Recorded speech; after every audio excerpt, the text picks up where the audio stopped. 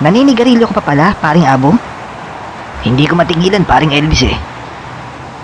Kala ko tinigilan mo na. Bali, nakakailang kaha ka sa isang araw? Mga 3. Magkano ang isang kaha? 60 pesos. Gaano katagal ka na nagyoyosi? Siguro mga 15 years na rin.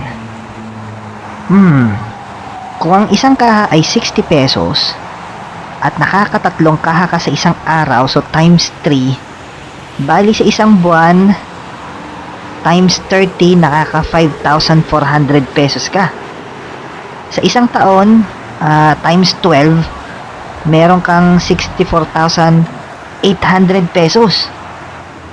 At sabi mo 15 years, times 15, 972,000 pesos.